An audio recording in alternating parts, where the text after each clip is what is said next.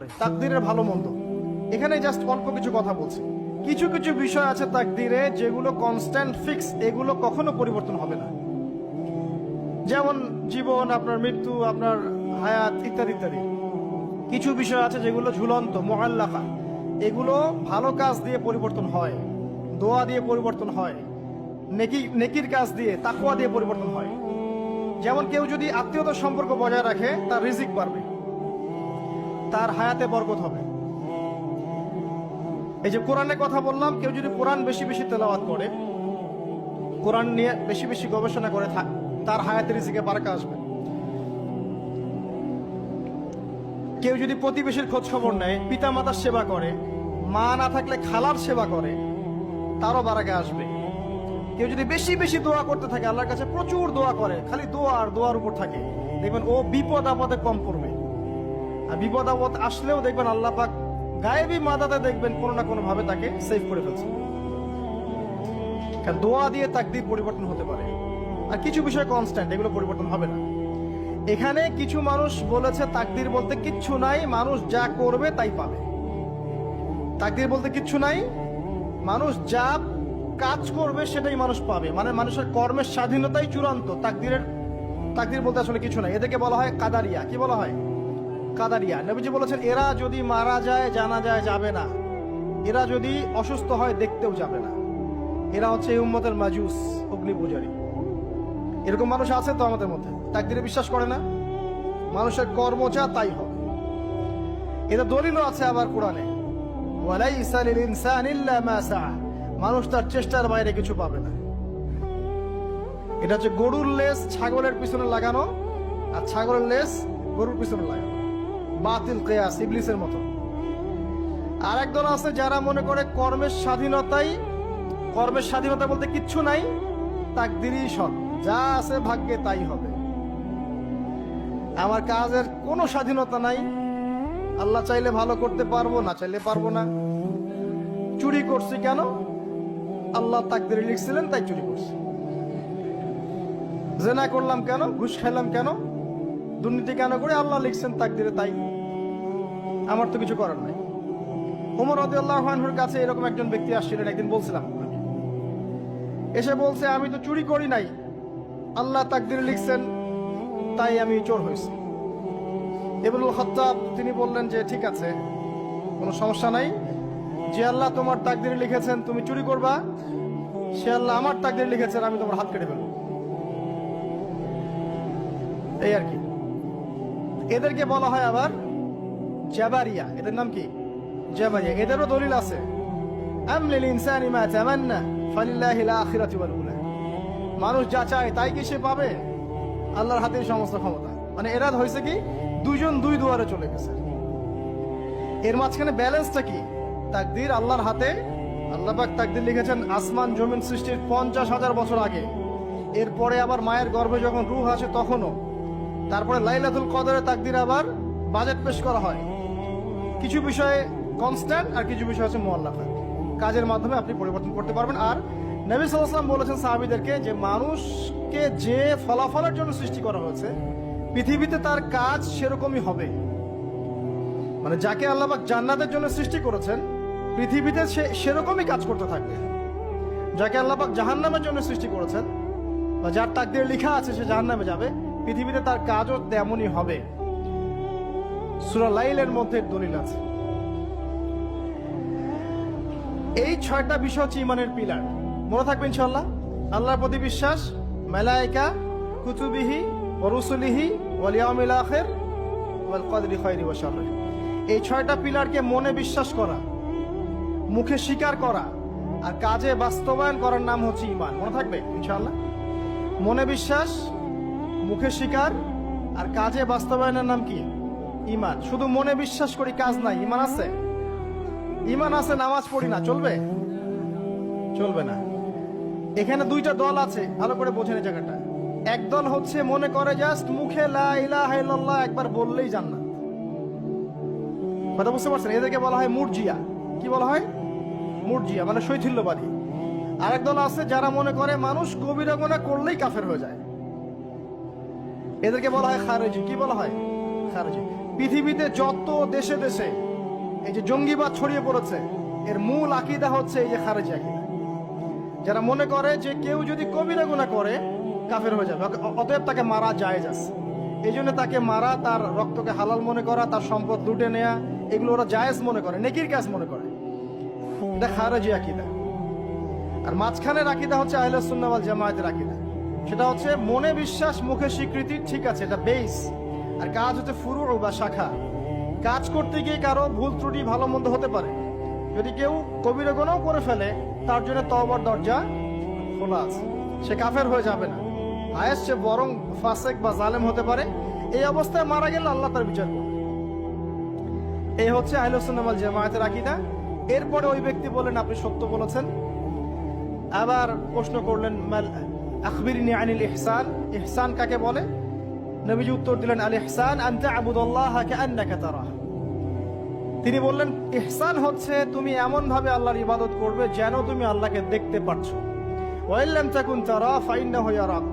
তুমি যদি আল্লাহকে দেখতে না পারো, বিশ্বাস রাখবে আল্লাহ তোমাকে দেখছেন।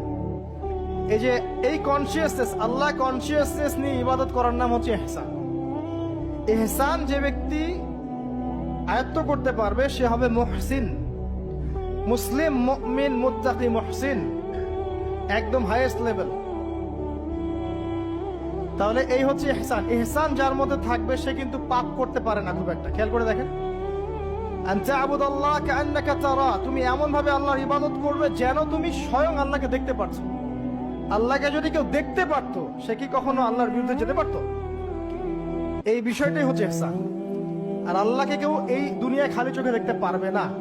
এই জন্য আল্লাহ রাসূল বলেছেন যে ওয়াইল্লাম তাকুন তারা, তুমি যদি তাকে দেখতে না পারো ফাইন্নাহু ইয়ারাক, তিনি তোমাকে অবশ্যই দেখছেন। আল্লাহকে হাজির নাজির জেনে ইবাদত করতে হবে। আল্লাহ পাক তৌফিক দান করুন, আমিন। প্রত্যেকটা কাজ, নামাজ, রোজা, হজ, যাকাত, জিকির, আজকার, তাসবিহ, তাহলিল, সবকিছু, ব্যবসা বাণিজ্য, চাকরি বাকরি যা আছে সব আল্লাহকে হাজির নাজির জেনে করলে মানুষ হারাম থেকে বেঁচে থাকতে পারবে ইনশাআল্লাহ। চতুর্থ প্রশ্ন করেছেন এই ব্যক্তি, আখবিরনি আনিস সাআহ, আমাকে কিয়ামত সম্পর্কে বলুন। নবীজি বলছেন মাল মাসউলু আনহা বিআ'লামা মিনাস সাইল, এই ব্যাপারে প্রশ্নকারী আর উত্তরদাতা এর বেশি কেউ কিছু জানে না। যাকে জিজ্ঞেস করা হচ্ছে আর যে জিজ্ঞাসা করছে তাদের জ্ঞান সমান। আমি আসলে জানি না কবে কিয়ামত হবে। কেউ জানে কবে কিয়ামত হবে? সূরা লুকমানের শেষে আছে না, ইন্নাল্লাহা ইনদাহু ইলমুস সাআহ ওয়া ইউনাজ্জিলুল গায়থ ওয়া ইয়া'লামু মা ফিল আরহাম ওয়া মা তাদরি নাফসুম বিআই মাযা তাকসিবু গাদা ওয়া মা তাদরি নাফসুম বিআই আরদিন তামুত। পাঁচটা বিষয় আল্লাহ ছাড়া কেউ জানে না। কিয়ামত কবে হবে, বৃষ্টি কখন কোথায় বর্ষিত হবে, আগামীকাল কোন নফস কি অর্জন করবে কি হারাবে, কার মৃত্যু কোথায় হবে, এগুলো আল্লাহ ছাড়া কেউ জানে না। তো এই জন্য তিনি বলেছেন মাল মাসউলু আনহা বিআ'লামা মিনাস সাইল, এই বিষয়ে জিজ্ঞাসিত ব্যক্তি প্রশ্নকারীর চেয়ে বেশি জানে না। তিনি থেমে যান নাই প্রশ্নকারী, তিনি বলছেন আখবিরনি আন আমারাতিহা, আচ্ছা আপনার তো জানা নাই এক্স্যাক্টলি কবে কিয়ামত হবে, তাহলে আপনি বলেন এর কিছু আলামত বলেন, সাইন্স বলেন। নবীজি বললেন দুইটা মাত্র, একটা হচ্ছে আউযু বিকালিমাতিল্লাহিত তাম্মাতি মিন শাররি মা খালাক, এই দোয়াটা, আউযু বিকালিমাতিল্লাহিত তাম্মাতি মিন শাররি মা খালাক, তিনবার, সকালে 3, সন্ধ্যায় 3, 6। আরো আছে 7, হাসবি আল্লাহ লা ইলাহা ইল্লা হু আলাইহি তাওয়াক্কালতু ওয়া হুয়া রাব্বুল আরশিল আযীম, সকালে সন্ধ্যায় 7 বার করে। কয়বার করে? 7 বার করে। মনে থাকবে না, ভুলে যাবেন, ওই যে রেকর্ডিং দেখে নিয়েন। 7। 8 নাম্বার 3 বার, সকালে 3, রাত্রে 3, রাদিতু বিল্লাহি রাব্বান ওয়া বিল ইসলামি দীনান ওয়া বি মুহাম্মাদিন নাবিয়্যা। 8। 9 দরুদ শরীফ, আল্লাহুম্মা সাল্লি আলা মুহাম্মাদ ওয়া সাল্লিম, এতটুকু, আল্লাহুম্মা সাল্লি আলা মুহাম্মাদ ওয়া সাল্লিম, অথবা আল্লাহুম্মা সাল্লি ওয়া সাল্লিম আলা নবিয়িনা মুহাম্মাদ, সকালে 10, রাত্রে 10। আর একটা হচ্ছে সূরাতুল কাফিরুন। কোন সূরা? সূরা কাফিরুন, রাত্রে বেলা পড়বেন। এছাড়া আরো অনেক আমল আছে যেগুলো এক লেকচারে বলা সম্ভব না। এই আমলগুলো নিয়মিত করলে, এই যে চোখ লাগা বলেন, আর এই বদনজর বলেন, আপনার জিন শয়তানের অনিষ্ট বলেন বা তাবিজ কবজ বলেন, এই যে বানটোনা বলেন, কবিরাজের তন্ত্র মন্ত্র বলেন, ঠিক আছে, দৃশ্য অদৃশ্যের কোনো অনিষ্ট ইনশাআল্লাহ তাআলা আপনার কোনো অনিষ্ট করতে পারবে না ইনশাআল্লাহ। মনে থাকবে। আর সর্বশেষ কথা হচ্ছে, নিজের বাসায় কোরআন তেলাওয়াত বাড়িয়ে দিবেন। সূরা বাকারা, সূরা আলে ইমরান ছাড়বেন না। কোন সূরা? সূরা বাকারা, সূরা আলে ইমরান। সূরা বাকারা, আলে ইমরান যে বাসায় তেলাওয়াত করা হয়, শয়তান সেখান থেকে পালিয়ে যাবে ইনশাআল্লাহ। ঠিক আছে? আল্লাহ পাক আমাদের সবাইকে এই আমলগুলোর মধ্য দিয়ে রাতকে এনজয় করার তৌফিক দান করুন, এবং এভাবেই আমাদের জীবনের প্রতিটা রাতকে উপভোগ করার তৌফিক দান করুন। আর একটা দোয়া শিখাই দেই ইনশাআল্লাহ। এই দোয়া করলে রিজিক তো বাড়বেই ইনশাআল্লাহ। আপনার যত ঋণ আছে ইনশাআল্লাহ আল্লাহ পাক শোধ করে দিবেন। বিশ্বাস করলেন না? এই দোয়া শিখাই দিচ্ছি, এজন্য আমাকে হাদিয়া দেওয়া দরকার। স্পেশালি আমাকে এখন হাদিয়া দেওয়া দরকার। এটা গুরুত্বপূর্ণ দোয়া শিখাই দিচ্ছি।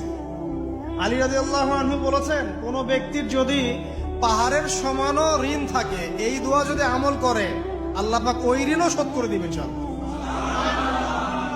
আর ঋণ কেমন জানেন? ওই যে এখন মানুষ ঋণ নিচ্ছে 1 কোটি টাকা ব্যাংক থেকে, 2 কোটি টাকা ব্যাংক থেকে, হ্যাঁ, কত বছর, 10 বছরের জন্য, 20 বছরের জন্য বাড়ি করছে, তাই না? তার ধারণা এমন যে সে মারা গেলে তার ঋণটা কেউ না কেউ শোধ করে দিবেই দিবে, তাই তো? আর আল্লাহর রাসূল কি বলছেন দেখেন, একজন মারা গেছেন, নবী সাল্লাল্লাহু আলাইহি ওয়াসাল্লামের সময় একজন মারা গেছেন। তো নবী করিম সাল্লাল্লাহু আলাইহি ওয়াসাল্লাম বলছেন, এই ব্যক্তির কি কোনো ঋণ আছে? একজন সাহাবী বলেন, হ্যাঁ ইয়া রাসূলুল্লাহ, তো ঋণ আছে। নবীজি বললেন, তোমরা ওর জানাজা পড়ো, আমাকে ডেকো না। তোমরা ওর জানাজা পড়ে নাও, আমি জানাজা পড়তে চাচ্ছি না। আমি এখন কেমন করে আপনাকে বুঝাবো ঋণ কত ভয়ঙ্কর জিনিস? আপনি যে ব্যাংক থেকে 3-4 কোটি টাকা লোন নিয়ে রাখছেন, লাখ লাখ টাকা লোন নিয়ে বসে আছেন, দিব্যি সুখে বসে আছেন, এমন চিন্তায় যে আপনার মৌত হবে না। আর নবী সাল্লাল্লাহু আলাইহি ওয়াসাল্লামের সময়ে একজন মারা যাচ্ছেন, তিনি বলছেন তোমরা জানাজা পড়ে নাও, আমি জানাজা পড়তে চাচ্ছি না। মানে ঋণগ্রস্ত ব্যক্তির জানাজাও তিনি পড়তেন না। তারপরে একজন এসে বললেন, ইয়া রাসূলুল্লাহ, আমি তার ঋণ শোধ করে দিব, তার যা ঋণ আছে আমি শোধ করে দিব। তখন নবী এসে জানাজা পড়লেন সাল্লাল্লাহু আলাইহি ওয়াসাল্লাম। তো আপনার এই কোটি কোটি টাকা ঋণ শোধ করার লোক তো রেডি আছে নাকি? আছে না? সমস্যা নেই, আপনার জানাজা পড়া হবে। কারণ হুজুরকে আপনি 5,000 টাকা দিবেন, হুজুর জানাজা পড়াই দিবে, কোনো সমস্যা নেই। তারপরে আপনার মিলাদও হবে, আপনার একটা বড়সড় দোয়াও হবে ইনশাআল্লাহ। কিন্তু আল্লাহ পাক বলেছেন, শহীদ, আল্লাহর পথে যুদ্ধ করে শহীদ হয়েছে, এই ব্যক্তির আত্মাও ঝুলে থাকে যতক্ষণ পর্যন্ত না তার ঋণটা শোধ করা হয়। এবার বলেন আমি কি বুঝাবো? আর কিছু বলতে হবে? তো এখন সেই দোয়া শিখাচ্ছি আপনাদেরকে, যে দোয়া শিখলে আপনারা ঋণ থেকে বাঁচবেন ইনশাআল্লাহ। কত দিবেন বলেন? আচ্ছা, হ্যাঁ, এই তো শুকরিয়া। দোয়া করবেন যেন আল্লাহ পাকের দিনটাকে আল্লাহর জমিনে প্রতিষ্ঠা করতে পারি। আমার সাথে বলেন, দোয়াটা হচ্ছে, আল্লাহুম্মা ইকফিনি বিহালালিকা আন হারামিকা ওয়া আগনিনি বিফদলিকা আম্মান সিওয়াকা। এই দোয়াটা ছোট না, এটা মুখস্থ করবেন, সেজদায় পড়বেন, নামাজের সেজদায় পড়বেন, আত্তাহিয়াতু দরুদ শেষ তারপরে পড়বেন, নামাজ শেষে হাত তুলে করবেন, যখন তখন শেষ রাতটা করবেন। ইনশাআল্লাহ দেখবেন আপনার ঋণ বলতে কিছু থাকবে না ইনশাআল্লাহ। যদি থাকেও, বড় কোনো ঋণ থাকেও, আল্লাহ পাক অন্য কোনো মাধ্যমে এটা শোধ করার ব্যবস্থা করে দিবেন ইনশাআল্লাহ। ইনশাআল্লাহ। এটা কোন সূরা? ইযা ওয়াকাআতিল ওয়াকিয়া, এই সূরাটা। এই সূরাটা যে ব্যক্তি রাতের বেলা পড়বে, একটা বর্ণনা এসেছে যে দারিদ্রতা আপনাকে স্পর্শ করবে না ইনশাআল্লাহ। এই যে সুদ খাচ্ছে কি জন্য? টাকার জন্য তো নাকি? টাকা পয়সা ধন দৌলত করবেন, এই তো আপনার উদ্দেশ্য নাকি? এই জন্যই তো মায়ের সাথে জানা করছেন, তাই তো? আল্লাহ বলছেন সূরা ওয়াকিয়া পড়েন, আপনার দারিদ্রতা দূর হয়ে যাবে ইনশাআল্লাহ। বিশ্বাস হচ্ছে না? রিজিক কার হাতে? না, রিজিক তো আমাদের হাতে। এটা মানুষ বিশ্বাস করে না আসলে। এটা মুখে বলে, মানুষ মুখে বলে রিজিক আল্লাহর হাতে। মানুষ যদি বিশ্বাস করতো রিজিক আল্লাহর হাতে, তাহলে মানুষ কেমন করে সুদ খাবে? ও মনে করছে রিজিক আমার হাতে, আমি যদি খাই সুদ তাহলে আমি গেইন করব, যদি না খাই তাহলে আমি দারিদ্রতায় ভুগবো নাকি? যদি আমি ঘুষ নেই তাহলে আমার উন্নতি হবে অর্থনৈতিক, যদি না নেই তাহলে আমি মরে যাব, না খেয়ে মরে যাব। যদি আমি দুর্নীতি করি তাহলে আমি বাঁচবো, আমার সন্তানরা ভালো থাকবে, যদি না করি আমি দারিদ্রতায় মরে যাব, তাই তো? এই কনসেপ্ট ছাড়া কেউ এগুলা কাজ এমনি করতে পারে নাকি? নিঃসন্দেহে আমরা মনে করি যে রিজিকের মালিক আমরা, আল্লাহ নয়। শুধু মুখের মধ্যে বলি যে রিজিকের মালিক আল্লাহ। রিজিকের মালিক যদি আল্লাহ হতো তাহলে আমি হালাল পথে থাকতাম এবং তাওয়াক্কুল করতাম যে আল্লাহ আমাকে যা রিজিক দিয়েছেন তা তো আসবেই, আসবে না? আসবেই। আমাকে আপনাকে যদি আল্লাহ পাক, কি বলবো, এটা কোন জেলা? লালমনিরহাট।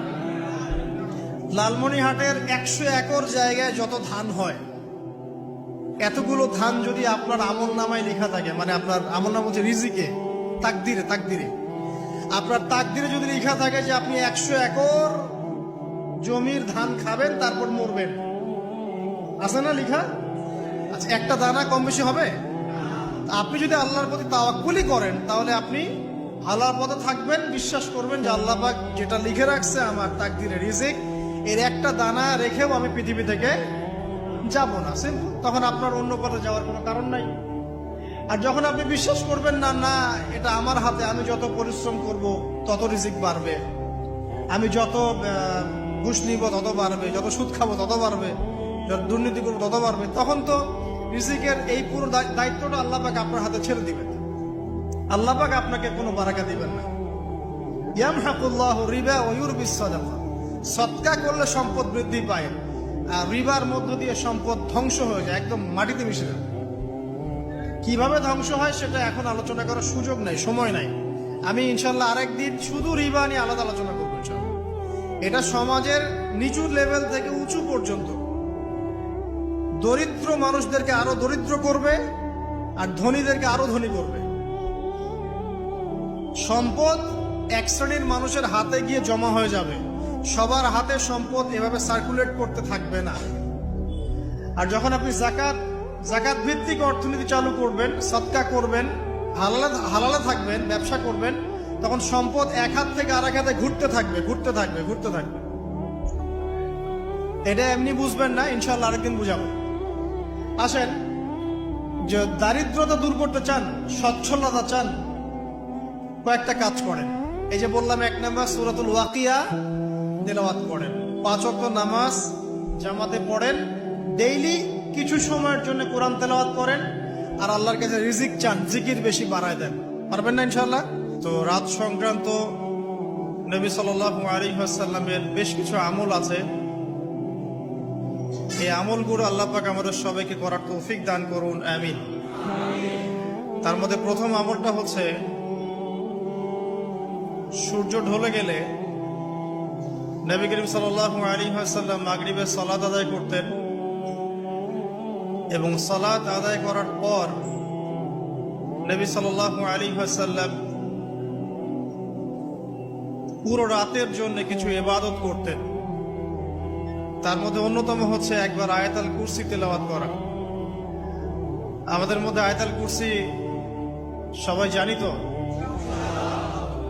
কোন সূরার কত নম্বর আয়াতকে আয়াতুল কুরসি বলে? সূরা বাকারার 255 নম্বর আয়াত। মাশাআল্লাহ। আয়াতুল কুরসির ব্যাপক ফজিলত আছে। যে ব্যক্তি প্রত্যেক ফরজ নামাজের পর,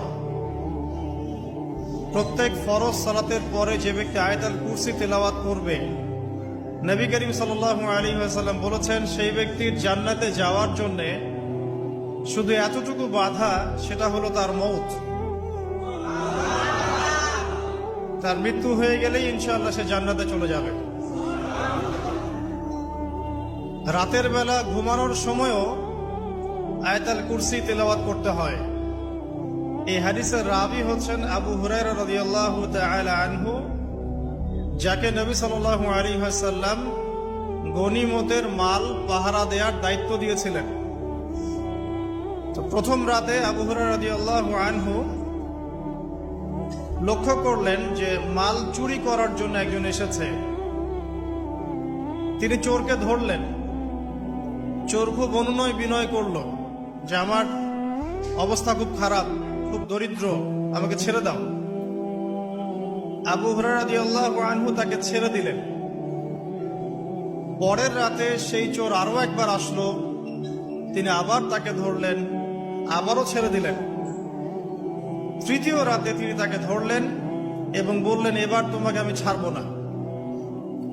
তখন সেই ব্যক্তি বিখ্যাত সাহাবী আবু হুরায়রা রাদিয়াল্লাহু আনহুকে বলছেন যে আমি তোমাকে বিশেষ একটা আমল শিখিয়ে দিব, যে আমলটা করলে পরে রাতের বেলা শয়তান তোমার নিকটবর্তী হবে না।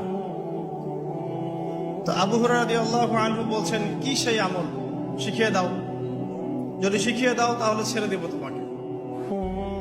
তখন সেই ব্যক্তি বলছে যে রাতের বেলা কেউ যদি আয়াতুল কুরসি তেলাওয়াত করে ঘুমানোর সময়, সেই ব্যক্তির ধার কাছেও শয়তান আসবে না ইনশাআল্লাহ, এবং আল্লাহ পাকের পক্ষ থেকে একজন ফেরেশতা তাকে পাহারা দিবে ইনশাআল্লাহ। তো রাসূলুল্লাহ সাল্লাল্লাহু আলাইহি ওয়াসাল্লাম পরের দিন ফজরের নামাজে আবু হুরায়রা রাদিয়াল্লাহু আনহুকে দেখে মুচকি মুচকি হাসছেন যে তোমার রাতের সাথীর কি খবর। কারণ ওহীর মাধ্যমে নবী সাল্লাল্লাহু আলাইহি ওয়াসাল্লাম আগেই জেনেছেন কি হয়েছে গত রাতে।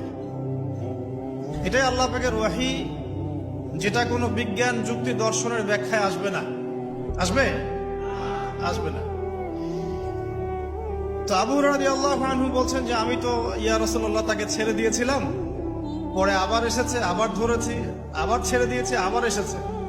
এবার ছাড়বো না পণ করেছিলাম, কিন্তু এবার সে আমাকে একটা আমল শিখিয়ে দিয়েছিল।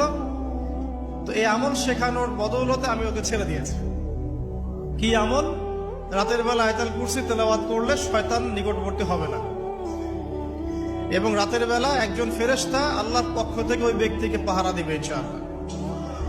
তো রাসূলুল্লাহ সাল্লাল্লাহু আলাইহি ওয়াসাল্লাম বলছেন এই কথা শুনে যে তোমার কাছে এসেছিল সে হচ্ছে ইবলিস, শয়তান। সে যতগুলো কথা বলে তার বেশিরভাগ কথাই সে মিথ্যা বলে, তবে এই কথাটা সে সত্য বলেছে। তার মানে আয়াতুল কুরসির ফজিলত কে জানিয়ে দিল? তাহলে জ্ঞান যদি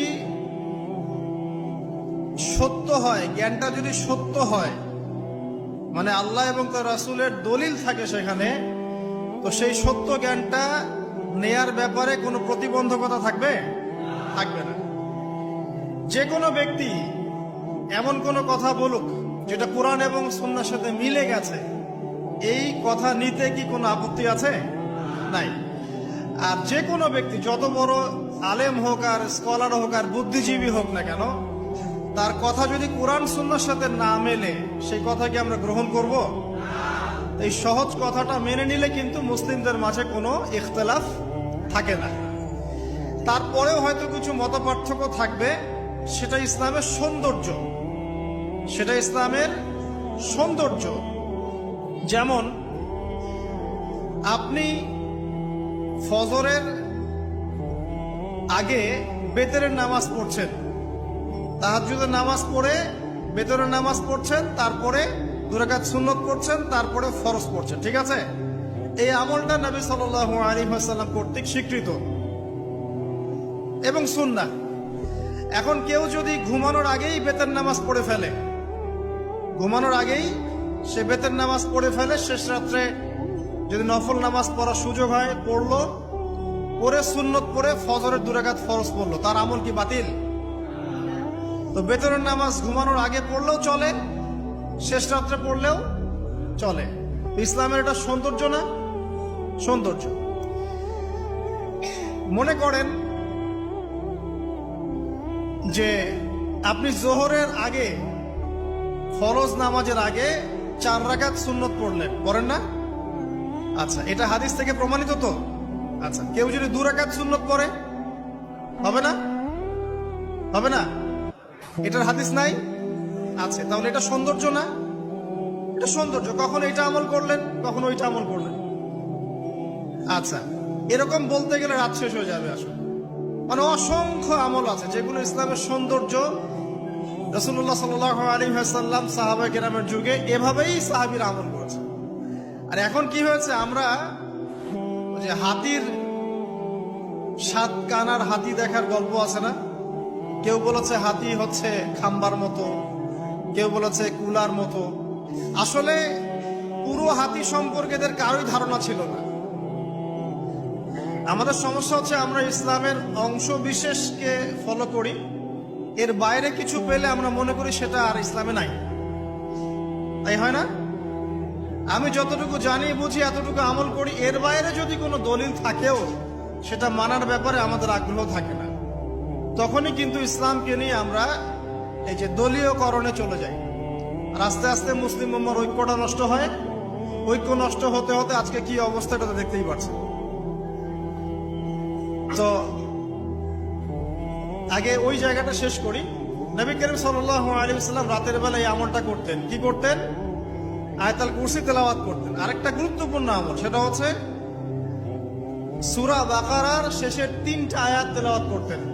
কয়টা আয়াত? কোন কোন হাদিসে আছে 2টা আয়াত। এই যে 3টা আয়াত কোন হাদিসে, আবার কোন হাদিসে 2টা আয়াত। কেউ যদি 2টা পড়ে তার আমল কি বাতিল হবে? আর যদি কেউ 3টা পড়ে আরো ভালো, উত্তম। ঠিক আছে, তো শেষের 3টা আয়াত হচ্ছে লিল্লাহি মা ফিস সামাওয়াতি, এখান থেকে নিয়ে ফানসুরনা আলাল কওমিল কাফিরিন পর্যন্ত। নবী সাল্লাল্লাহু আলাইহি ওয়াসাল্লাম বলেছেন রাতের বেলা কেউ যদি এই আমলটুকু করে, শুধু এতটুকুই পড়ে, সূরা বাকারার শেষের 3টা আয়াত বা 2টো আয়াত, সারা রাতের জন্য যথেষ্ট হয়ে যাবে ইনশাআল্লাহ। মানে সারা রাত নফল পড়লে যে নেকি হইতো, আপনার এই আমলটা করলে সে নেকি হয়ে যাবে ইনশাআল্লাহ। এবং আরেকটা ব্যাখ্যা হচ্ছে সারা রাতের দৃশ্য অদৃশ্যের যে ক্ষতি আছে, দৃশ্য অদৃশ্যের অনেক ক্ষতি আছে, এগুলো এখনকার সায়েন্স বিশ্বাস করে না। আর সায়েন্স বিশ্বাস করে না বলে যে আমরা বিশ্বাস করবো না এমনটাও নাই। ঠিক আছে, নবী সাল্লাল্লাহু আলাইহি ওয়াসাল্লাম বলেছেন রাতের বেলা তোমরা বাচ্চাদেরকে সন্ধ্যাবেলা ছেড়ে দিও না। সন্ধ্যাবেলা বাচ্চাদেরকে ছেড়ে দিও না, আগে ভালো করে সন্ধ্যাটা হয়ে যাক, যদি ছাড়তে হয় তারপর ছেড়ো। তারপর রাতের রাত যখন গভীর হবে তখন তোমরা এলো পাথালি ঘোরাফেরা করো না, রাস্তাঘাটে বনে জঙ্গলে ঘোরাফেরা করো না। কারণ এই সময় এমন কিছু মাখলুককে আল্লাহ পাক ছেড়ে দেন যাদেরকে তোমরা দেখো না। এখন বিজ্ঞান যেটা প্রমাণ করতে পারে নাই, এটা কি বিজ্ঞানের ব্যর্থতা না ইসলামের ব্যর্থতা? যদি বৈজ্ঞানিক ভাবে আপনি প্রমাণ করতে না পারেন তাহলে সেটার কোনো অস্তিত্ব নাই। এই কথাটাকে ডাহা মিথ্যা কথা। যদি মুমিন হতে চান তাহলে এই কথার উপরে এসে ইসলাম কবুল করতে হবে। যদি মুমিন মুসলিম হতে চান এই কনসেপ্টটার ঊর্ধ্বে এসে ইসলাম কবুল করতে হবে। আল্লাহ রব্বুল আলামিন এবং তার রাসূল যা বলেছেন সেটাই চূড়ান্ত সত্য, সেটা আমরা প্রমাণ করতে পারি বা না পারি, এটাকে অন্ধভাবেই বিশ্বাস করতে হবে। এটাই হচ্ছে একটা মৌলবাদী কনসেপ্ট। আর এভাবে ইসলামের মৌলিক বিষয়গুলোকে না মানলে কেউ মুসলিমই হবে না। কথা কি বুঝতে পারছেন? আচ্ছা, তিনি বলছেন রাতের বেলা এমন কিছু মাখলুক বের হয় যাদেরকে তোমরা দেখো না। দুষ্ট জিন বের হয়। কি বের হয়? জিন জাতি নাই পৃথিবীতে? আল্লাহ পাক সূরা জিন নামে একটা গোটা সূরা নাজিল করেছেন, করেন নাই? হাফেজ আছে না এখানে মানুষ? কুল উহিয়া ইলাইয়া আন্নাহু ইসতামা নাফারুম মিনাল জিন্নি ফাকালু ইন্না সামি'না কুরআনান আজাবা। জিনদের একটা দল কোরআন শুনে বলেছিল যে আমরা অদ্ভুত আজব একটা কোরআন শুনেছি। তারপর তারা গিয়ে তাদের কওমের কাছে ইসলামের দাওয়াত দেয়, ওই কওম ইসলাম কবুল করে। এটা নবী সাল্লাল্লাহু আলাইহি ওয়াসাল্লামের জীবনের সেই সময়কে ঘটনা যখন নবীজি তায়েফ থেকে ফিরে আসছেন। তায়েফবাসী তাকে অত্যাচার করলো, তিনি নাখলা উপত্যকায় এসে নামাজ পড়ছেন, ওই নামাজের কেরাত শুনে জিনরা ইসলাম কবুল করেছে। তো সূরা জিনে আল্লাহ পাক এই কথা নাজিল করেছেন। তো আল্লাহ পাক যে বলছেন জিন জাতি আছে, আল্লাহ কি মিথ্যা কথা বলছেন? নাকি নাসা যখন বলে এলিয়েন আছে তখন ওইটা সত্য, আর আল্লাহ বলছেন জিন জাতি আছে এটা মিথ্যা? তা আমাদেরকে আবার নতুন করে মুসলমান হওয়া লাগবে এখন না? আমাদের কনসেপ্ট চেঞ্জ হয়ে গেছে। তো তো যেটা বলছিলাম প্রিয় ভাইরা, রাতের বেলা এই সব প্রাণী বের হয়, নবী সাল্লাল্লাহু আলাইহি ওয়াসাল্লাম বলেছেন, অতএব আপনাদের বাচ্চা যারা আছে এদেরকে সন্ধ্যাবেলায় বাইরে ছেড়ে দিবেন না। এখন কিন্তু প্রচুর ঘটনা ঘটছে, প্রচুর জিনঘটিত ঘটনা ঘটছে, রুকিয়া করাতে হচ্ছে, জাদু টোনা করা হচ্ছে, বান টোনা করা হচ্ছে না? আর অনেক সময় আমরা মনে করি, এখন সায়েন্সের যুগ তো, মানুষ মনে করে এগুলোর কোনো ভিত্তি নাই মনে হয়। কোরআন বলছে জাদু সত্য। কে বলছে? কোরআন বলছে জাদু সত্য। কোন সূরা? সূরা বাকারা আয়াত নাম্বার 101। সূরা বাকারা আয়াত নাম্বার 101, 102 পড়ে দেখেন। ওয়াত্তাবিউ মা তাতলু শায়াতিন আলা মুলকি সুলাইমান, এই আয়াতটা পড়েন, বিশাল একটা আয়াত আছে। ওয়ামা কাফারা সুলাইমান ওয়ালাকিন্না শায়াতিন কাফারু ইউআল্লিমুনা আন-নাস আস-সিহর। এই সিহর দিয়ে কি হতো? মা ইউফাররিকুনা বিহি বাইনাল মারই ওয়া যাওজি। সুলাইমান আলাইহিস সালামের সময় এই জাদুবিদ্যার প্রচলন ছড়িয়ে পড়ে। এই জাদু মানুষ শিখে কি করছিল? নারী পুরুষের মাঝখানে, স্বামী স্ত্রীর মাঝখানে বিভেদ সৃষ্টি করছিল। এখন দেখেন না, পরিবারের স্বামী স্ত্রীর বন্ধন ভেঙে যায় না? খুব ভালো সম্পর্ক, হঠাৎ করে সম্পর্ক খারাপ, কেউ কাউকে দেখতে পারে না, এমন হচ্ছে না? এই জাদুবিদ্যা সত্য।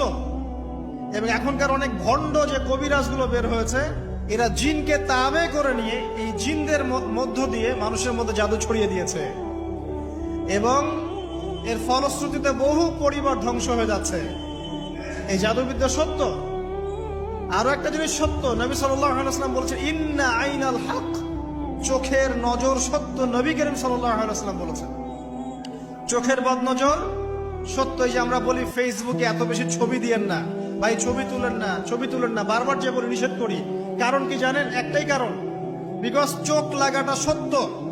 কারণ নবী করিম সাল্লাল্লাহু আলাইহি ওয়াসাল্লাম যা বলেছেন, সাদাকাল্লাহু ওয়া সাদাকা রাসূলুহুল কারীম। নবী যা বলেছেন, আল্লাহ যা বলেছেন, চিরায়ত সত্য, এর বাইরে কোনো সত্য আছে? আচ্ছা দেখেন, আমি বললাম যে জাদুবিদ্যা সত্য। এই জাদুবিদ্যার চর্চা মানুষ করে, এখনো করে, এবং এই জাদু দিয়ে মানুষের ক্ষতি করার জন্য জিনের প্রয়োজন হয়, দুষ্ট জিন। এই জিনগুলোকে মানুষ তাবে করে মানুষের ক্ষতি করার চেষ্টা করে। দেখবেন এখন গ্রামে গঞ্জে শহরে সব জায়গায় ছড়িয়ে পড়েছে না? দেখবেন, খুব সতর্ক থাকবেন। আমি পরে সলিউশন বলছি আপনাদেরকে। আরেকটা বলেছি, নবী সাল্লাল্লাহু আলাইহি ওয়াসাল্লাম বলেছেন চোখের বদনজর এমন সত্য যে একটা উটকে এই রান্নার ডেকচির মধ্যে ঢুকাই ফেলতে পারে। একজন সাহাবী গোসল করছিলেন, গোসল, এটা হাদিসে সহিহ, যে আলেম ওলামা যারা আছেন তারা জানেন যে এই হাদিসে সহিহ। একজন সাহাবী গোসল করছেন, তার গায়ের চামড়াটা খুব সুন্দর ছিল, একদম স্কিনটা অনেক সুন্দর, থাকে না এমন কিছু মানুষ? আচ্ছা, এখন আরেকজন সাহাবী এই গোসল দেখছেন দূর থেকে, দেখে বলছেন যে কি চমৎকার তার শরীরের রংটা, যেন কুমারী নারীর মতো, অনেকটা এমন একটা কথা তিনি বলেছিলেন। সাথে সাথে এই সাহাবী অজ্ঞান হয়ে পড়ে গেছে। কোন সাহাবী? যিনি গোসল করছিলেন। এটার আপনি কোনো ব্যাখ্যা দিতে পারবেন না তো, এখানে কোনো সায়েন্স দিয়ে বা মেডিকেল সায়েন্স দিয়ে আপনি কোনো ব্যাখ্যা করতে পারবেন না। একটা ব্যাখ্যা দিতে পারেন, কিন্তু কেন সেটা হলো সেটা আপনি অ্যান্সার খুঁজে পাবেন না। তো নবী সাল্লাল্লাহু আলাইহি ওয়াসাল্লামের কাছে নিয়ে যাওয়া হলো তাকে। তিনি বললেন যে এই ব্যক্তির ব্যাপারে কি কেউ ভালো মন্দ কিছু বলেছিল? তখন একজন সাহাবী বলেন, হ্যাঁ, অমুকে বলেছে এর স্কিনটা অনেক সুন্দর, ওকে ডেকে নিয়ে আসুন। ওকে ডেকে আনা হলো। ডেকে আনার পর নবীজি তাকে অনেক শাসালেন, তোমরা তোমাদের ভাইদেরকে কি মেরে ফেলতে চাও? তখন এই সাহাবী তো অবাক, আমি আবার কখন মারতে চাইলাম ইয়া রাসূলুল্লাহ? আমি তো মারতে চাই নাই, আমি তো খালি বলেছি যে তার গায়ের রংটা অনেক সুন্দর। তখন তিনি বললেন, কেন তুমি সুবহানাল্লাহ বললে না, কেন তুমি মাশাআল্লাহ বললে না? যখন মাশাআল্লাহ বলবেন, সুবহানাল্লাহ বলবেন, নজরটা লাগবে না। আর যখন আপনি মাশাআল্লাহ বলবেন না, সুবহানাল্লাহ বলবেন না, দেখবেন নজর লেগে গেছে। আপনি বিশ্বাস করেন ব্যবসা খুব ভালো চলছে, মানুষ বললো যে বাহ, তোর তো ব্যবসা হেভি, লালে লাল শাহজালাল, ঠিক আছে, দেখবেন আপনার কেনা বেচা বন্ধ হয়ে গেছে। এরকম হবে, আমার কথাটা বিশ্বাস করেন। এটা কিন্তু সায়েন্স প্রমাণ করতে পারবেন না, আল্লাহ এবং তার রাসূল বলেছেন, তার উপরে কোনো সত্য নেই। আছে সূরা কাহফ 29 নম্বর আয়াত পড়ে দেখেন, আল্লাহ পাক বলছেন, ওয়াকুলিল হাক্কু মির রাব্বিকুম, সত্য সেটাই যা তোমার রবের পক্ষ থেকে আসে। ফামান শাআ ফালইউমিন, যার ইচ্ছা হয় বিশ্বাস করুক, ওয়ামান শাআ ফালইয়াকফুর, যার ইচ্ছা হয় সে অস্বীকার করুক।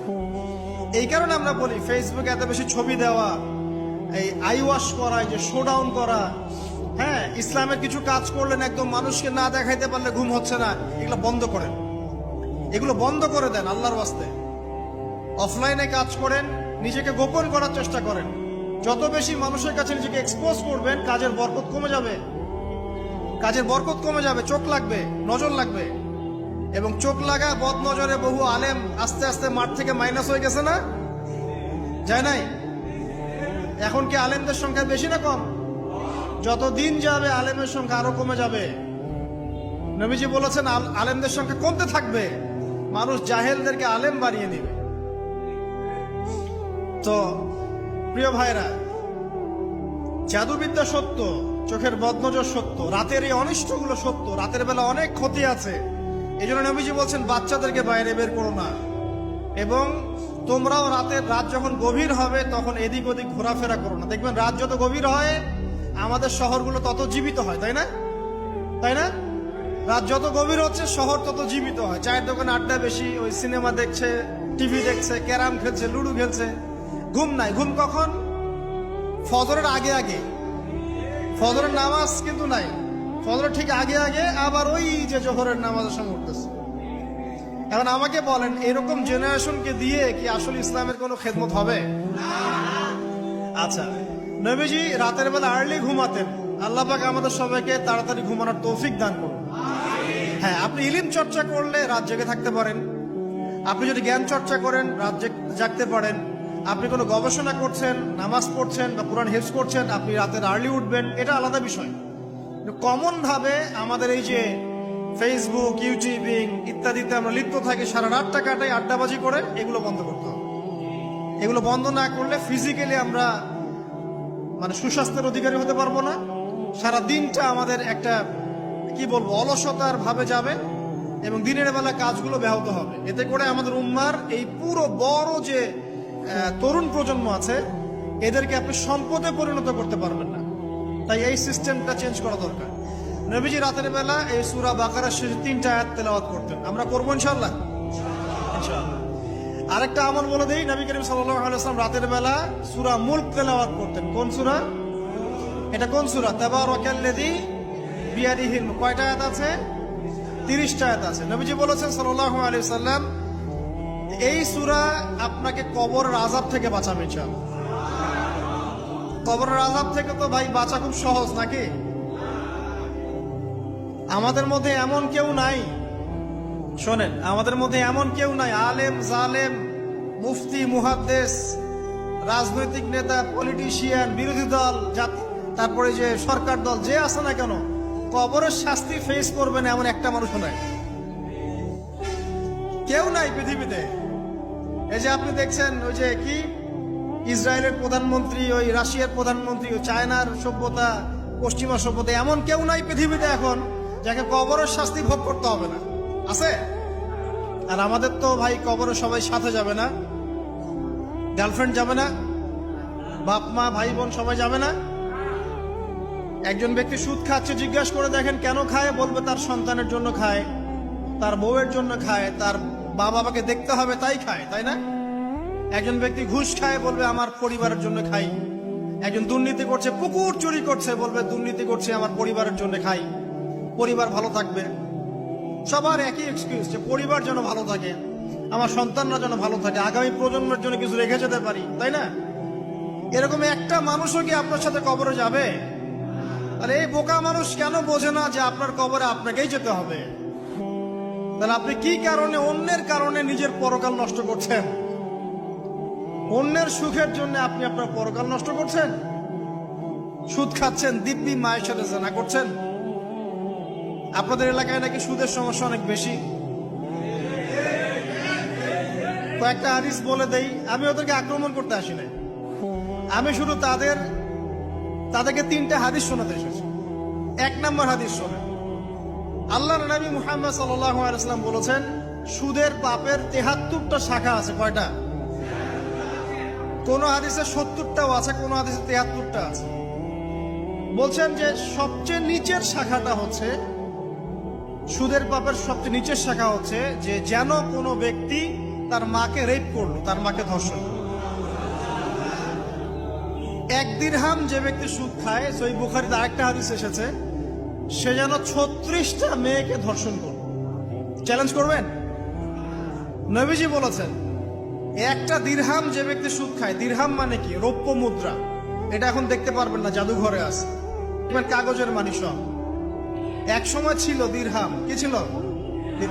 ওই যে বিখ্যাত একজন খলিফা ছিলেন হারুনুর রশিদ, নাম শুনেছেন? বলা হয় যে হারুনুর রশিদ আব্বাসী খলিফাতের সময় ছিলেন উনি।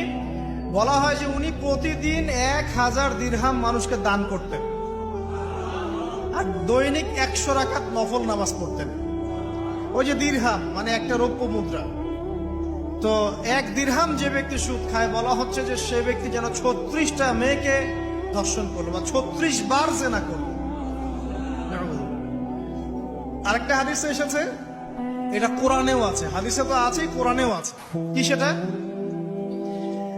আল্লাহ পাক বলছেন, ইয়া আইয়ুহাল্লাযীনা আমানু, হে মুমিনগণ, ইত্তাকুল্লাহ, তোমরা আল্লাহকে ভয় করো, ওয়া যারু মা বাকিয়া মিনার রিবা, সুদের অবশিষ্ট যে টাকা পয়সাগুলো আছে, চক্রবৃদ্ধি হারে যে সুদ খাচ্ছ, ছেড়ে দাও, ছেড়ে দাও। কারণ ওয়া ইল্লাম তাফআলু, যদি তোমরা এটা না করো, তাহলে ফাযানু বিহারবিন মিনাল্লাহি ওয়া রাসূলিহি, তাহলে আল্লাহ এবং তার রাসূলের সাথে যুদ্ধের ঘোষণা শুনে রাখো। এই যে সুদের পাপে সবচেয়ে উঁচু শাখাটা হচ্ছে এটা।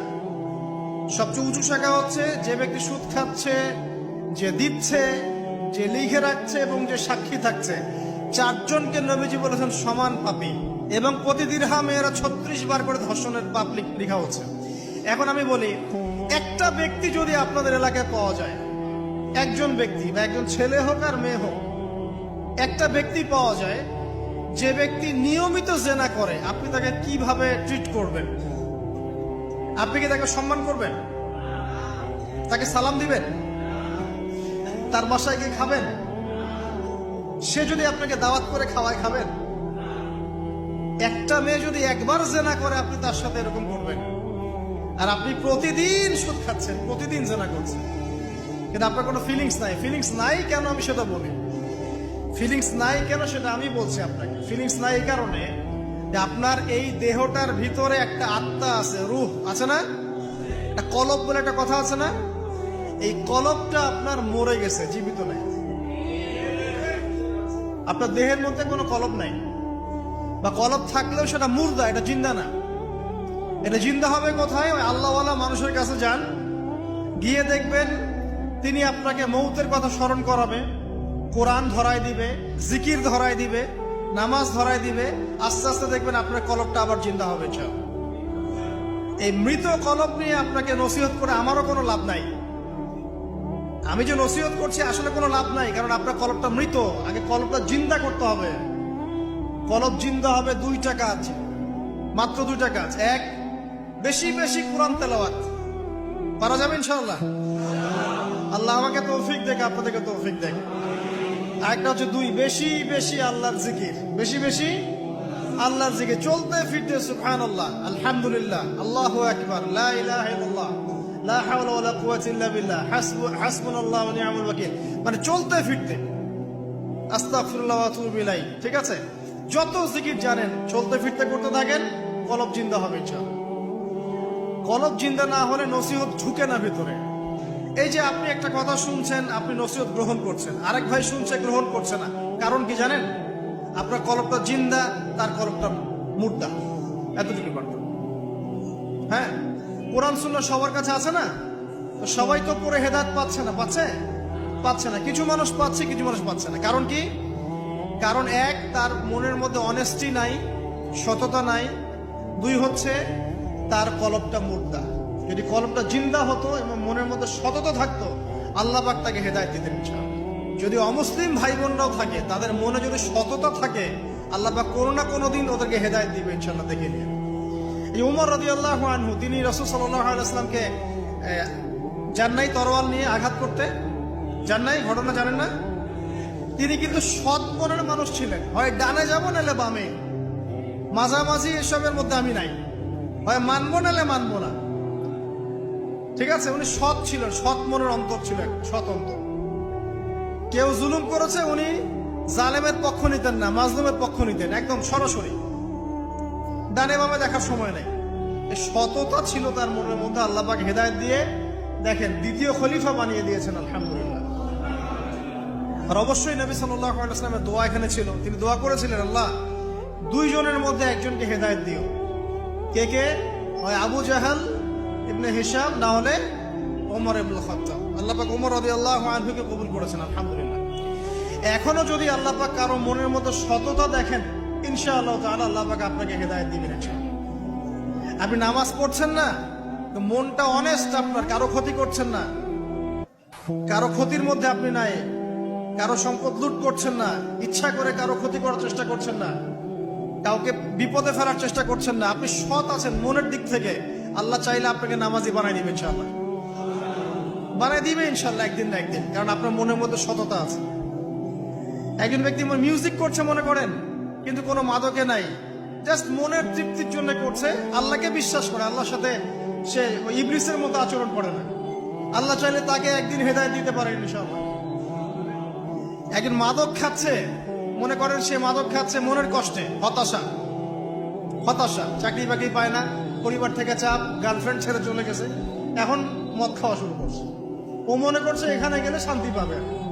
কিন্তু আল্লাহ বলে একজন আছে, সে বিশ্বাস করে, নামাজ মানে, কোরআন মানে, কেবলা মানে, নবীকেও মানে, কিন্তু সে জানে যে আমি একটা পাপ করছি, তার মনটা সৎ, আল্লাহ চাইলে ওই ব্যক্তিকে তওবা সুযোগ দিতে পারেন ইনশাআল্লাহ। কাকে দিবেন না জানেন? এই যে এখনকার বুদ্ধি বিক্রেতাগুলোকে নাও দিতে পারে, কথা বুঝতে পারেন নাই? যারা জানে যে কোরআন সত্য, যারা জানে যে হাদিস সত্য, যারা জানে ইসলামী চূড়ান্ত ধর্ম, যারা জানে সত্য মিথ্যা চূড়ান্ত মানদণ্ড আল্লাহর ওহী, তারপরেও দুনিয়ার স্বার্থে, পলিটিক্যাল স্বার্থে, সমাজের স্বার্থে সে ইসলামের বিরোধিতা করছে, আল্লাহ পাক এদেরকে হেদায়েত দিবেন না। এত সহজ না, মনটা সৎ হতে হয় আগে। যারা জানে যে কোরআন সুন্নাহ একদম সত্য, চিরায়ত সত্য, তারপরেও এর বিরোধিতা করছে, আল্লাহ পাক আবা ওয়াস্তাকবার, এদেরকে হেদায়েত দেন। আল্লাহ পাক বলেছেন কোরআনে যে সবাইকে আমি হেদায়েত দিব না, সবাইকে দিব না, বরং বেশিরভাগকেই দিব না। কলিলুম মিন ইবাদিয়াশ শাকুর, আমার শুকরগুজার বান্দা হবে খুবই অল্প, খুবই অল্প। আবার এই উম্মতের মধ্যে আবার ৭৩ দল, তার মধ্যে এক দল জান্নাতে যাচ্ছে, তাই না? মান আলাইহি ওয়া আসহাবি, আমি যার উপরে আছি, আমার সাহাবীরা যার উপরে আছে। আল্লাহ পাক আমাদের সবাইকে একটা সৎ হৃদয়ে লালন করার তৌফিক দান করুন। যেটা জানি না হয়তো আমল করতে পারছি না, জেনেছি কোরআনে আছে, জেনেছি হাদিসে আছে, জেনেছি এটা ইসলাম, মানবো ইনশাআল্লাহ। এটা আমার বুঝে আসুক বা না আসুক, আমি বুঝে আসুক বা না আসুক। আর জানছি এটা অন্যায়, এটা অশ্লীলতা, এটা পাপাচার, এটা নাজায়েজ, কোরআন সুন্নাহর মানদণ্ডে এটা চলে না, বাস চলে না, কোরআন সুন্নাহ চলে না, আমিও মানবো না, সিম্পল। আর কোরআন সুন্নাহ চলে না, কেউ যদি জোর করে মানায়, তখন কি করব? তখন হাতটা তুলবেন শেষ রাত্রে হাতটা তুলে বলবেন, আল্লাহুম্মা ইন্না নাজআলুকা ফি নুহুরিহিম ওয়া নাউযু বিকা মিন শুরুরিহিম। আল্লাহ, আমি তোমাকে এই শত্রুদের সামনে দাঁড় করায় দিলাম, তুমি এখন বুঝো। কথা বুঝতে পারেন নাই? আপনি আল্লাহকে বলবেন, আল্লাহ আমরা তোমাকে ইসলামের বিরোধী শক্তি আর মুসলিমদের মাঝখানে দাঁড় করায় দিলাম, তুমি এদের সাথে বোঝাপড়া করো। আল্লাহ, আমার ক্ষমতা নাই। আল্লাহ পাক পারবেন না? আল্লাহ দুর্বল নাকি? অথবা বলবেন, আল্লাহুম্মা কফিনিহিম বিমা শি'তা, আল্লাহ যেভাবে ইচ্ছা তুমি এদের বিরুদ্ধে আমার জন্য যথেষ্ট হয়ে যাও। এই দোয়াটা কে করছিল? কে বলতে পারবেন? সূরা বুরুজ পড়েছেন? সূরা বুরুজ একটা বালকের কথা আছে না? ওই বালককে যে তীর মারা হলো, ওই বালককে মারা হয়, বালক মরে না, পাহাড় থেকে ফেলে দেয়, মরে না, সমুদ্রে ফেলে দেয়, মরে না।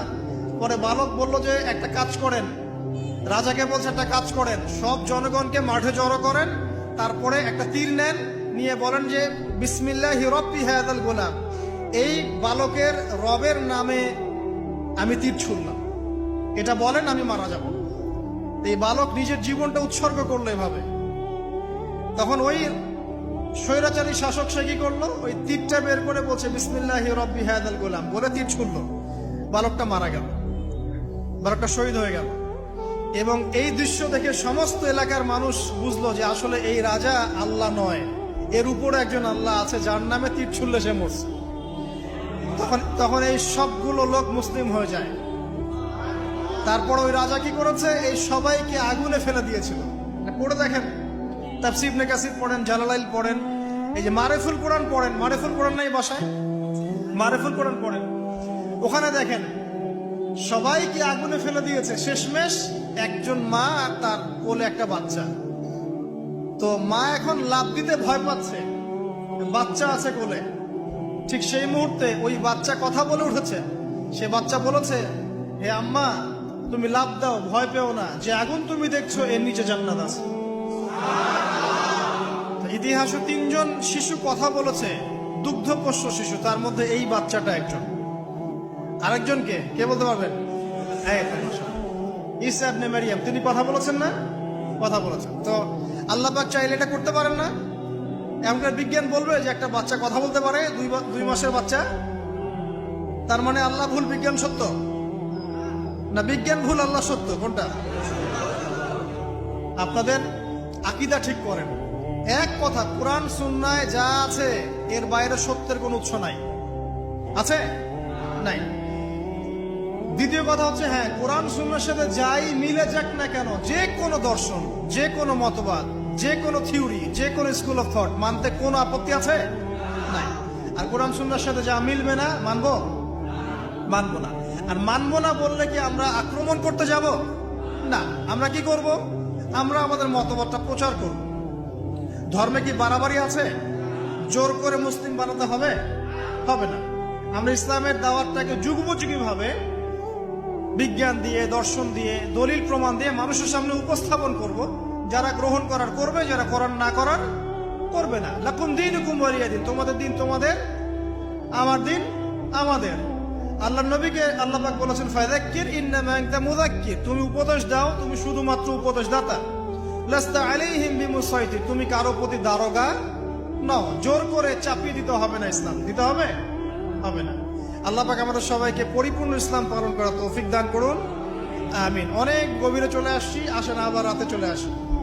রাতটা কিভাবে এনজয় করতে হয় এটাই আমাদের আজকের লেকচারের টপিক। মানে আমরা কিন্তু জীবনটাকে অনেক বোর মনে করছি না? এই যে ব্যবসা বাণিজ্য, চাকরি বাকরি, বিবি বাচ্চা, পরিবার, অনেক অনেক যন্ত্রণা নাকি, অনেক সমস্যা, না? কিন্তু আল্লাহ পাক ইসলাম দিয়েছেন কিন্তু জীবনটা উপভোগ করার জন্য। কি জন্যে? উপভোগ করার জন্য। আমরা আগে ভাবতাম আল্লাহ পাক ইসলাম আসলে কি জন্য দিলেন মানব জাতির? উত্তর হচ্ছে 3টা। 1, ইহকালীন সাফল্য, 1। 2, পরকালের মুক্তি। আর 3 হচ্ছে আপনার জীবনটাকে উপভোগ করার জন্য। আপনি জীবনটাকে ইসলাম দিয়ে যেভাবে উপভোগ করতে পারবেন, অন্য কোনো বিষয় দিয়ে পারবেন না। পারবেন? পারবেন না। আসেন দেখেন কিভাবে। রাতটা নিয়ে কথা বলি। এই যে রাত হয়ে গেল, আমরা আয়াতুল কুরসি পড়বো, আমরা সূরা বাকারার শেষ 3 আয়াত পড়বো, সূরা মুলক পড়বো। ওয়া মান ইয়াত্তাকিল্লাহ ইয়াজআল লাহু মাখরাজা, আল্লাহ পাককে যে ভয় করবে আল্লাহ পাক তার জন্য রাস্তা খুলে দিবেন ইনশাআল্লাহ। ওয়া ইয়ারযুকুহু মিন হাইথু লা ইয়াহতাসিব, এবং এমন উৎস থেকে আল্লাহ পাক রিজিক দিবেন যেটা সে কল্পনাও করতে পারে না। এটা আল্লাহ পাক তাওয়াক্কুল রাখেন। জাস্ট ওই ইসমাঈল আলাইহিস সালামের মায়ের মতো, হাজরা আলাইহিস সালাম ইব্রাহিম আলাইহিস সালামকে বলছেন, আপনি আমাকে এখানে ছেড়ে যাচ্ছেন কি জন্য? ইব্রাহিম বলছেন, আল্লাহর আদেশে। তখন তিনি বলছেন, তাহলে আল্লাহ আমাকে ফেলে দিবে না ইনশাআল্লাহ। সেই মায়ের গর্ভ থেকে ইসমাইলের মতো সন্তানের জন্ম হলো, যেই সন্তানকে বাবা বলছে যে আমি তোমাকে জবাই করছি, স্বপ্নে দেখেছি, ফানজুর মাযা তারা, তোমার রায় কি? সে বলছে, ইয়া আবাতি ফাআল মা তুমার, আপনাকে যে আদেশ করা হয়েছে আপনি সেটাই করেন। সাতাজিদুনি ইনশাআল্লাহু মিনাস সাবিরিন, ইনশাআল্লাহ আপনি আমাকে ধৈর্যশীল পাবেন। দেখেন কোন মায়ের গর্ভ থেকে কোন সন্তান। তাকে কি বাবা মানুষ করেছিলেন? না, তাকে তার মা মানুষ করেছে। তো ওই রকম তাওয়াক্কুলকারিনী হাজরা আলাইহিস সালামের মতো মা যদি ঘরে ঘরে থাকে, বোন আর স্ত্রী ঘরে ঘরে থাকে, তখন ইসমাইলি প্রজন্ম আসবে ইনশাআল্লাহ। আর আমাদের মতো এই যে এখন দেখছেন না কি হচ্ছে, মারামারি, কাপড় খোলা, কাপড় ছোট, ব্লাউজ সারাসারি, কি চলছে মাশাআল্লাহ। মানে কি যে চলছে ভাই জগতে এখন, বলতেও গা গিনগিন করে, ভাবতেও গা গিনগিন করে। কিছু কিছু নসিহত করব, এটাতেও মন থেকে একটা বাধা চলে আসে, আসলে কি করব, কি বলবো। মানে একটা বিষয় থাকে না যে পরিস্থিতি এমন খারাপ যে কথা বলার আর ভাষ্য থাকে না এমন একটা, যে আপনি হতবাক হয়ে গেছেন, বাকরুদ্ধ, যে আর কি বলবেন। এখন এই বাকরুদ্ধ হওয়ার সময় চলতেছে, বাকরুদ্ধ হওয়ার সময়, মানে বলার আর কি নাই, কিছু নাই, কি বলবেন।